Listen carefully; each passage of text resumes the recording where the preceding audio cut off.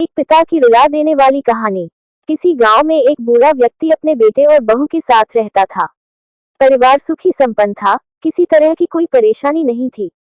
बूढ़ा बाप जो किसी समय अच्छा खासा नौजवान था, आज बुढ़ापे से हार गया था। चलते समय लड़खड़ाता था, अब तो लाठी की जरूरत पड़ने लगी थी। चेहरा झुर्रियों से भर चुका था, बस अपना जीवन किसी तरह व्यतीत कर रहा था। घर में एक चीज अच्छी थी कि शाम को खाना खाते समय पूरा परिवार एक साथ टेबल पर बैठकर खाना खाता था। एक दिन ऐसे ही शाम को सारे लोग खाना खाने बैठे थे। बेटा ऑफिस से आया था, भूख ज्यादा थी इसलिए जल्दी से खाना खाने बैठ गया और साथ में बहू और एक बेटा भी खाने लगे। बूढ़े हाथ जैसे ही थाली उठाने को हुए, थाली हाथ से छिटक गई और थोड़ी दाल टेबल पे गिर गई।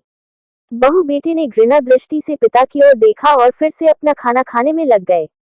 बूढ़े पिता ने जैसे ही अपने हिलते हाथों से खाना खाना शुरू किया तो खाना कभी कपड़ों पे गिरता तो कभी जमीन पर। बहू ने चिढ़ते हुए कहा, हे राम, कितनी गंदी तरह से खाते हैं, मन करता है इनकी थाली किसी अलग कोने में लगवा देते हैं। बेटे ने भी ऐसे सिर हिलाया जैसे पत्नी की बात से सहमत हो। नन्हा पोता यह सब मासूमियत से देख रहा था।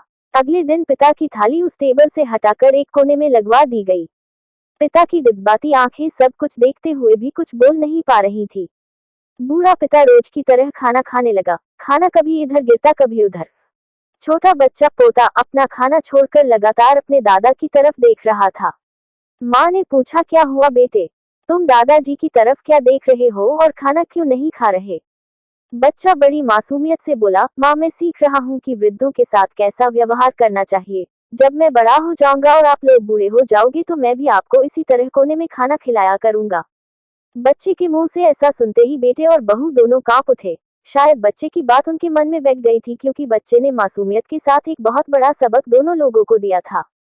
बेटे ने जल्दी से आगे बढ़कर पिता को उठाया और वापस टेबल पे खाने के लिए बिठाया और बहू भी भागकर पानी का गिलास लेकर आई कि पिताजी को कोई तकलीफ ना हो। तो मित्रों, माँ बाप इस दुनिया की सबसे बड़ी पूंजी है। आप समाज में कितनी भी इज्जत कमा ले या कितना भी धन इकट्ठा कर ले, लेकिन माँ बाप से बड़ा धन इस दुनिया में कोई नहीं है। यही इस कहानी की शिक्षा है और मैं आशा करता हूँ मेरा इस कहानी को लिखना जरूर सार्थक होगा।